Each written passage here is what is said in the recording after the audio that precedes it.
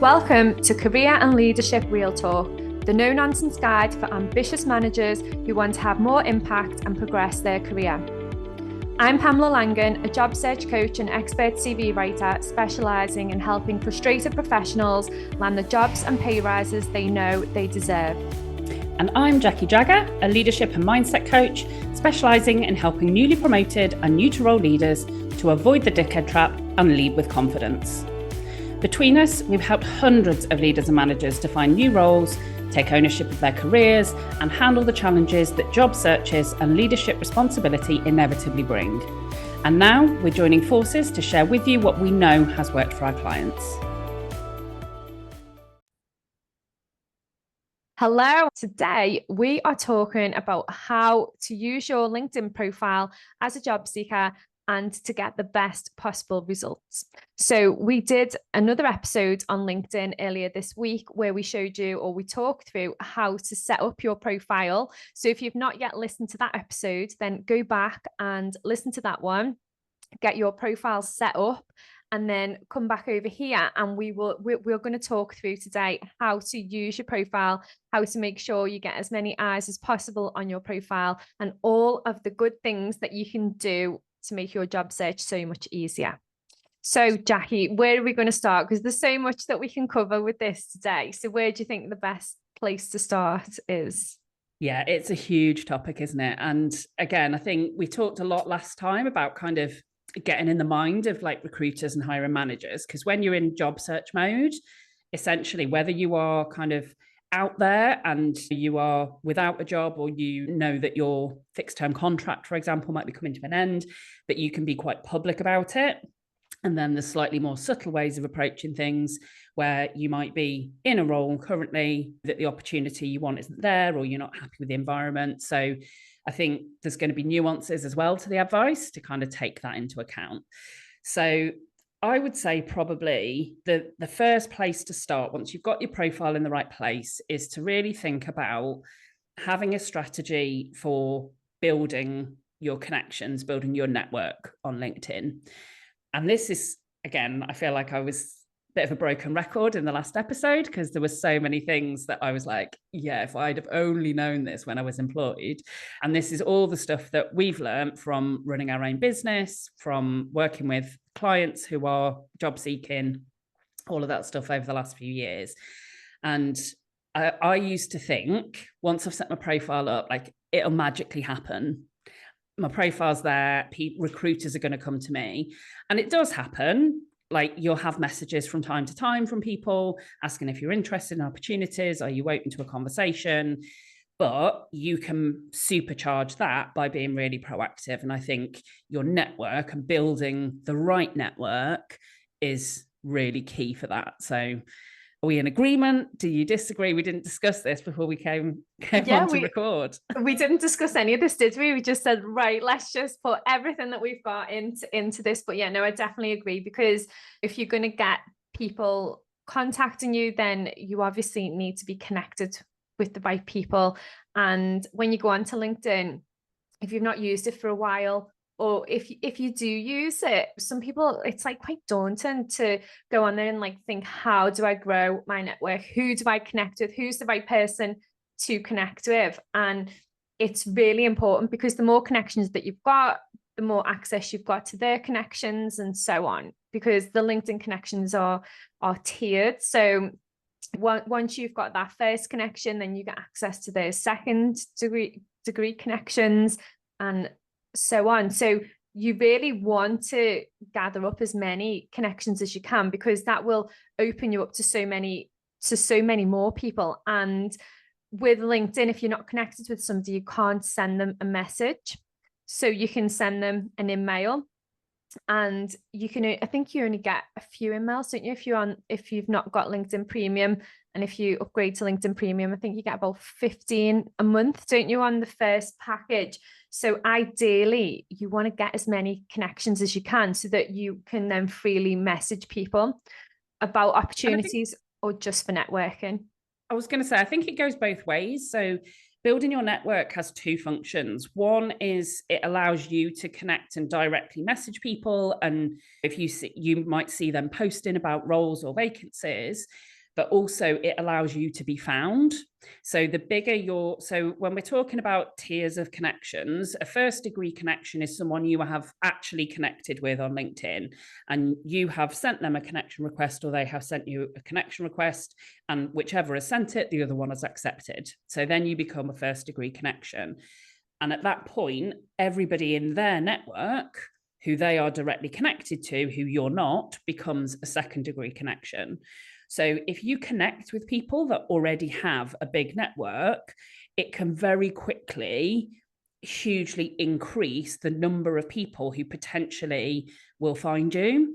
Because in search results, when recruiters and hiring managers are looking for people, then what will happen is second degree connections will be prioritized over third degree, which is everyone else. So it's everyone that you don't already have an indirect connection to. So, for example, we've spent years using LinkedIn. We've both got thousands of first degree connections. So if somebody finds us and comes and connects with us, then instantly their second degree network grows exponentially if they've not got a big network already. And I think people don't necessarily, when you're in job search mode, kind of think about those two ways. Think about, okay, connecting with people that might be posting jobs or might have a job that I might want, but also building your network means that you're more likely to be found because you will be a second degree connection of a lot more people who might be searching and looking for candidates. Yeah, and I think that's really key, isn't it? Because when you don't realize that, because I think before I use LinkedIn for business, and I use LinkedIn as a job seeker or just as a professional generally, I was quite happy to have like a really low number of connections and know that I personally knew every single one of those connections. And what I didn't realize is that it absolutely hampered the reach that I had, because there was so many more opportunities. Like I was just connected with people where I'd worked previously, people where I was working at currently, and I wasn't at that point thinking ahead of using LinkedIn of how can I capitalize on LinkedIn and the connections and the different companies that I was interested in working for to expand that network. And it was only when I started using LinkedIn for business that I realized that, wow, you've got access to so many more people when you start connecting with people, and you don't necessarily have to be all of the people that you want to speak to right now. They just need to be sitting in a certain place in terms of a company that you want to work for. If you go over to the company page and click on the people tab, you can see all of the people who are connected with that organization. You can see what job roles they're in, and you can start connecting with them, which then opens their network up to you. Yes. So I think the first thing is connect with anybody and everybody that you do know in a professional capacity. So this is people that work at the same business as you. Doesn't matter if you don't work closely together. Literally everybody that you work with currently, everybody that you've previously worked with. If you're not already connected, go and search for and connect with those people. LinkedIn will allow you up to 100 connection requests per week. So you can send quite a lot of connection requests. So start with the people that you do already know or know of. Don't worry about whether you like them, whether you didn't. Like, this is not a friendship group. This is a professional network that you are building. So connect with people. And the thing is, what LinkedIn will then do is recognize that you're connecting and those connection requests are getting accepted, because people will accept the connection request because they know you. And that gets rewarded because then LinkedIn sees you as an active user.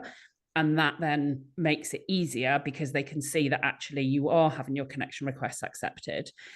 And then beyond that, then I think you can start to be really quite strategic and send connection requests to, for example, specialist recruiters in your field. Recruiters will want you to connect with them. They spend their lives searching for and connecting with candidates on LinkedIn. It's a massive benefit to them if you're in their network. So search for recruiters that work or have roles in the field that you work in. And you can do a Google search. You can look at recruitment companies that have a lot of vacancies that are in your field, look on job boards and find people that way. And then what you can do on LinkedIn is search for that company. In the search bar, one of the filters you can use is the company. So you can search for the recruitment company, and then you can send connection requests to a number of different recruiters within that one headhunter, recruitment agency, and so on. One of the things that always gets talked about with connection requests, do you send a personalized message with a connection request? What are your thoughts on that? Doesn't it? So I think it's a hard one, isn't it? Because generally people think that if they don't send a personalized message, that people won't accept it.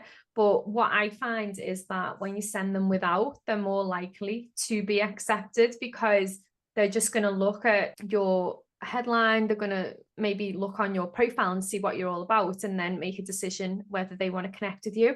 I just don't know if there's any personalized connection message that you can send that kind of would encourage somebody to connect with you more than just a request. But I'm open to hearing about one if there is one. I think, yeah, and I think this is the thing. And I think sometimes people overthinking it just means that they just panic and then they don't send the connection request at all. So essentially, there are some people who would say you absolutely should always send a personalized connection request. There are some people who would say, no, never bother. Don't do it. It's fine. It's not worth the time. And I don't feel like there's either a right or wrong. Some people will accept connection requests whether they've got a personalization or not. Some will only accept if they're personalized. My own experience on LinkedIn is that I don't really give a monkey's either way. Like, if somebody sends me a connection request, exactly as you say, I'll kind of look at their profile. Do they seem like a real person rather than a fake bot? Do they seem like there's a reason why being connected to them might be mutually beneficial? I'm pretty free and easy. I'm pretty happy-go-lucky. As long as people don't seem like an absolute knob, then I will accept a connection request. And it doesn't matter whether it's got a personalization or not.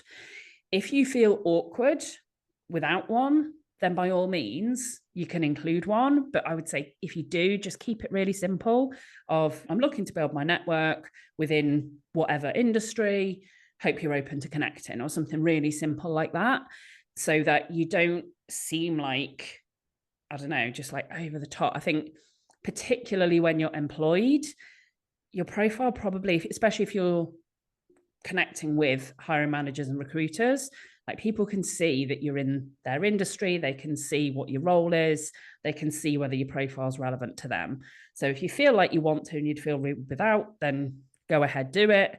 But by the same token, both of us would say our experience has been that more connection requests get accepted if we don't include a connection message than if we do. And I think that's because the connection messages can often be seen as salesy. They can be a precursor to people then trying to sell you stuff within direct messages. So either way, free and easy, whatever works for you.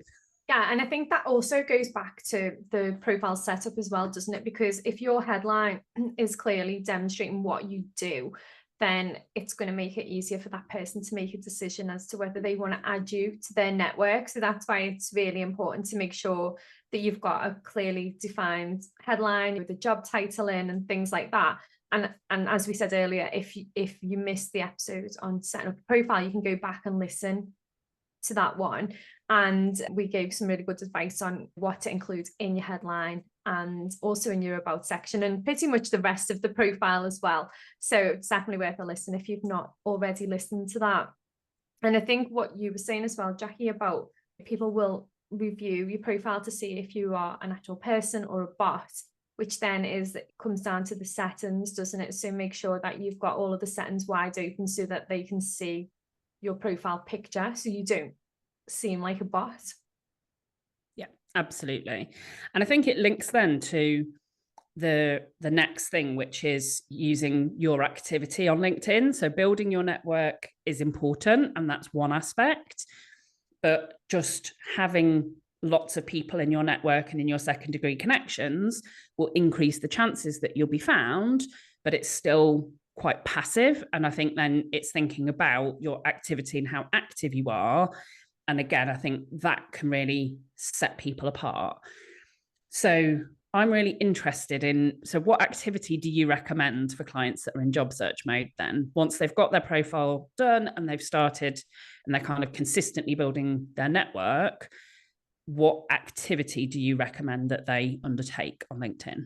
So usually there's two types of people. There's the people who are happy to post on LinkedIn, and the people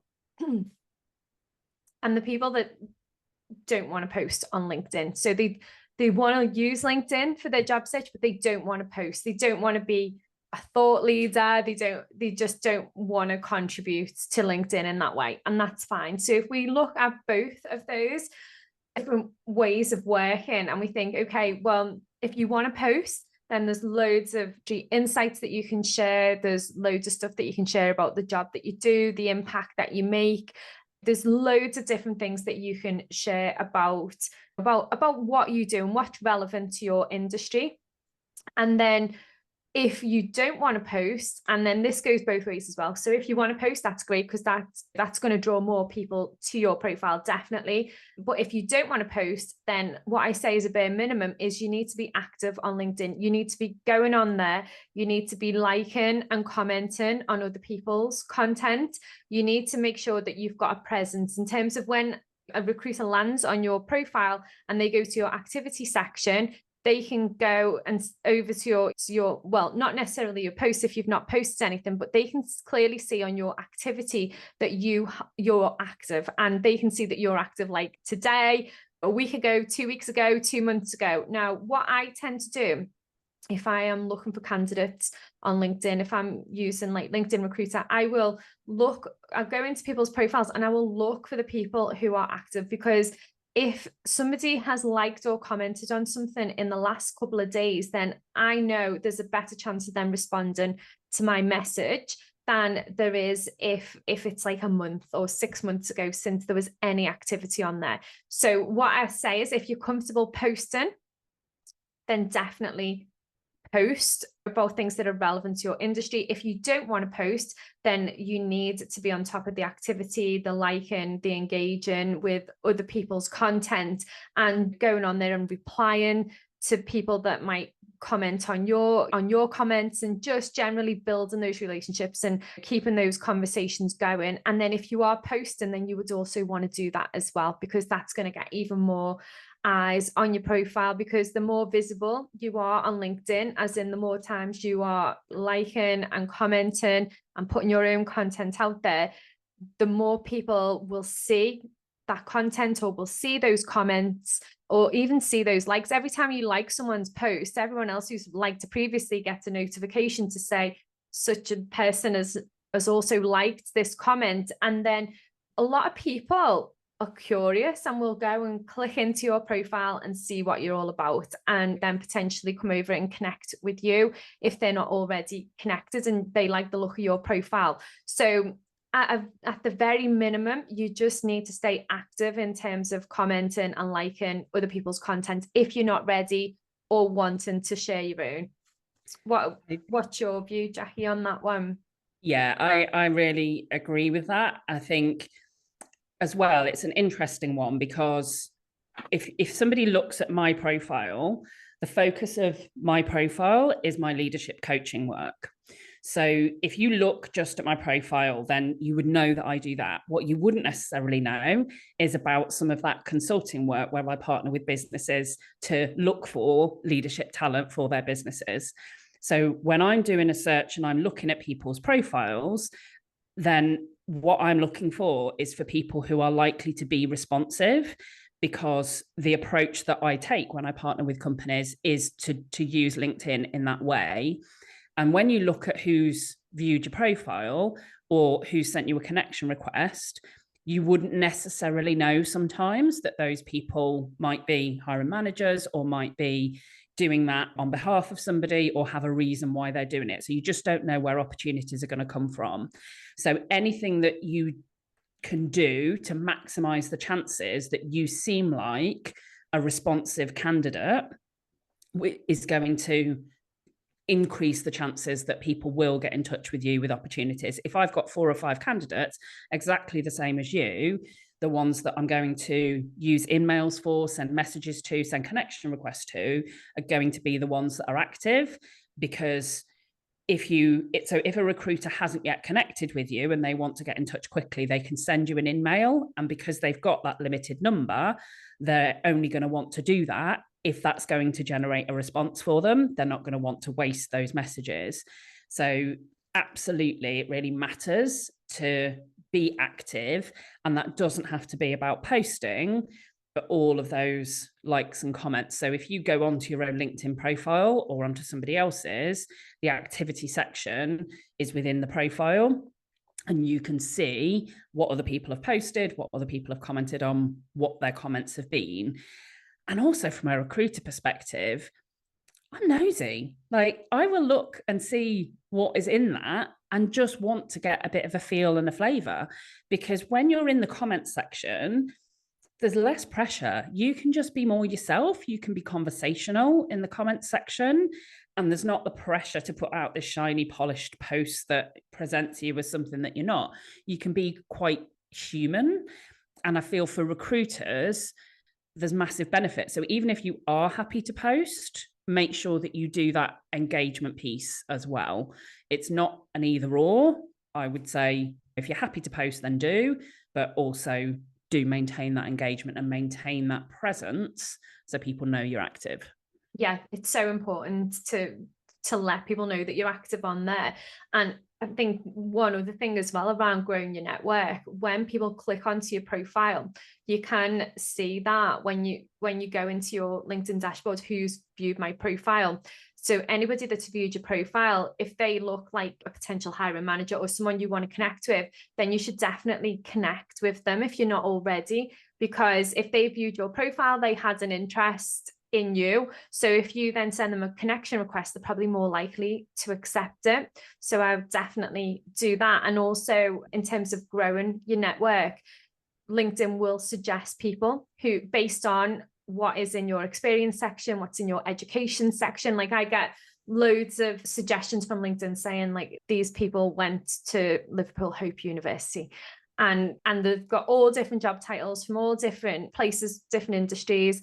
But LinkedIn suggests them. So I generally will connect with them as well to grow my network. So that's also worth considering as well. Yeah, absolutely. It's incredibly powerful when you start to think about some of the ways that you can use it. And kind of before we come to an end, probably another kind of hint or tip that is a relatively new one, actually. So hashtags weren't really a thing when I was employed, but on LinkedIn, you can follow certain hashtags. So you can follow hashtags that other people use. You can also search. Again, in the search bar, you can filter and search for content with specific hashtags. So if you are looking for a role that's got a certain job title, then you never know what might come up if you search for that hashtag. So project manager, project management, for example. So, and even if you don't see the actual job posting, so some recruiters will use those hashtags when they're posting jobs, but even if you don't see them, then it's going to be content that potentially is relevant to the role that you're interested in. And that then will potentially, you'll see people that have posted about it. You'll potentially find relevant people to connect with, but also find posts that are relevant for you to have a view, have an opinion, have a comment on, where you can then get involved in the conversation. And I think I was always quite kind of bit of a lurker on LinkedIn when I was employed. I kind of felt like, oh, I can't comment on something unless it's someone that I know that's posted it.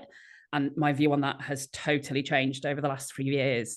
If there's something that is interesting to me, if it's relevant, if I feel like I've got an opinion or a view, get involved. Like, I love it when people comment on my content who I'm not necessarily connected with, but just because they've seen what I've posted and they've got something to say on it. Like, I love those conversations, and people that are making the effort to post content will be very grateful for people that get involved in conversations. So use hashtags, search for content that way so that you can find relevant content, and then those recommendations again will become closer to the profile of the kinds of people that you might want to connect with.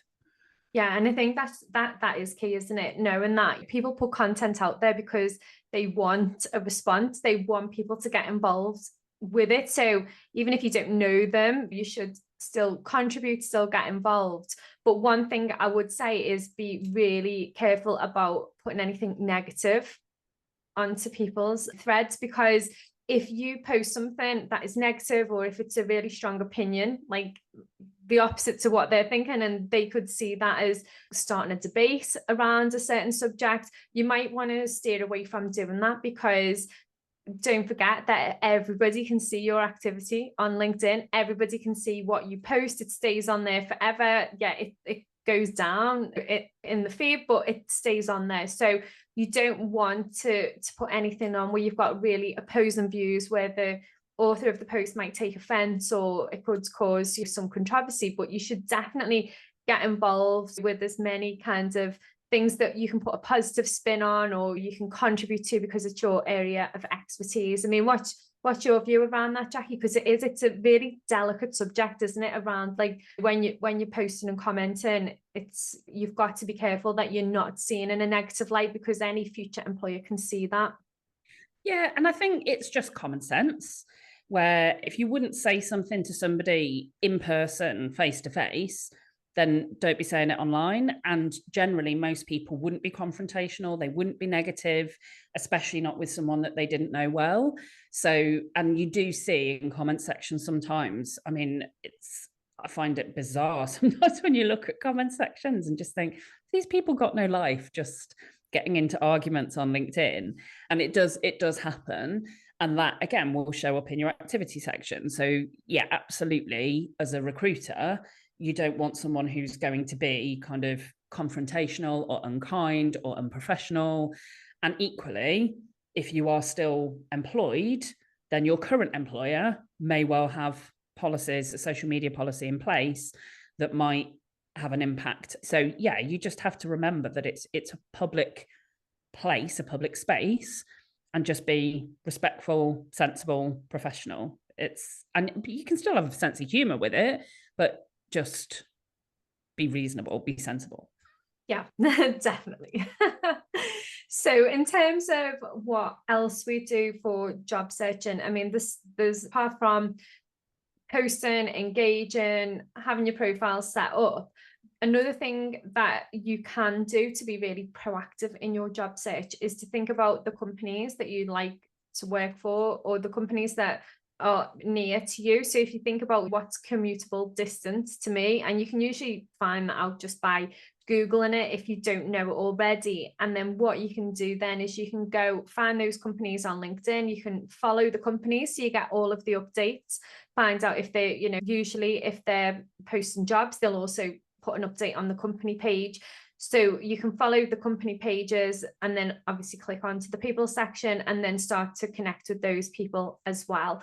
And then that opens the door for what is known as the hidden jobs market, whereby you would then start making direct approaches to those companies. So you could connect with those people. Now, it's the same as the personalized connection request. You don't really want to send the first message that says, hello, I'm looking for a job, if you've got one. You don't want to start off like that. So the best way to start engaging with those people is to connect with them, to go onto their profile so they can see you viewed their profile, to then go and see what content they're putting out, if any, or see what they're commenting on, what they're liking.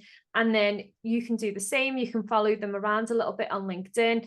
Once they start getting the notifications and seeing your name pop up, when you send them a connection request, or when you send them a message, the first message that you send, they're more likely to respond because they've seen you around on LinkedIn and you're more familiar to them. So rather than it just being a really kind of cold first message, it's very much, they've seen you around on LinkedIn and they will probably be more likely to respond. And that is a tactic that's quite successful for some of my clients anyway, that are tackling the hidden jobs market, like trying to get into those vacancies that are not yet advertised, or based on their skill set, the company could potentially make an opportunity for them. If there's a gap or there's a space, then they can start those conversations. And that is where the hidden jobs market becomes accessible, when you can start building those connections through LinkedIn and then starting to connect and make contact with those hiring managers.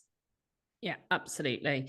And I think as the one kind of very final point before we wrap up, and we literally could keep going forever. But the other thing I would say is, don't rely. So one of the things you said there was about following company pages and you'll see vacancies posted. And I think often people feel like on LinkedIn, they'll go and they'll search within the jobs that are actually posted as ads within LinkedIn. What you'll find is that is only a tiny proportion of vacancies. As a recruiter, LinkedIn job ads are very, comparatively, it's expensive. You normally have a limited number of seats, a limited number of posts that you can have live at one point. So it's unusual that they will have every job for any given organization posted as a LinkedIn job ad. And you can obviously use that. You can set up notifications the same as you can on other jobs boards. I found they're pretty pants. To be honest, the search and the targeting, things like salary filters, etc., that you would have on other job boards are not as good. But following companies, when companies post a vacancy, they will nearly always post about it on their company page. So if you are following the company page and looking for updates, you'll actually have a better chance often of seeing vacancies posted that are relevant to you. And then normally it will direct you to either the LinkedIn job ad if it's posted on there, but it may also be to the company careers site or to another job board. So don't feel like your job search on LinkedIn is about using the job search section within it. Obviously, yes, use that. But I think why we've not focused on it is because for both of us, really, that's not what we've seen as the best option. It doesn't generate the most opportunities. Yes, you can strike lucky, but actually there's a lot more opportunity to LinkedIn than there is just using that. So that wraps us up for today. Again, I feel like we could have covered so much more ground. And Pam, I just want to kind of highlight as well for people, because within your online programs, this is something that you cover in a lot more depth, isn't it? So if people want to find out about that, then what we'll do is put the link to that in the show notes so people can go and check out the job search program and look at additional support. So very clear, very aware that it's been whistle stop. If you have got specific questions that you'd like us to answer, then as ever, we love to hear from you. Connect with us, either send us a connection message or don't, we'll still accept. Send us a DM, let us know what questions you'd like us to answer in future episodes. And we'll be back next week with the next one. Thanks for listening and we'll catch you next time. Exciting news from us. If you're an ambitious leader or manager earning 50k or more and you're ready to take your career to the next level, we have an opportunity for you. Introducing Catalyst Career Club, your secret weapon for unlocking career success. As a member, you'll get access to monthly live training sessions, exclusive job opportunities, and the ability to get personalised advice from us on your toughest career challenges. We've helped thousands of driven leaders like you secure significant pay rises, land dream roles and thrive in their careers. And now we want to support you in achieving your most ambitious career goals too. Membership is just $6.99 per month with no contract or tie-in. And as a special bonus for being our podcast listeners, you can use the code podcast at checkout to get your first month for just £1. Head over to pamelalangan.com/Catalyst Career Club to sign up now, and we'll see you inside.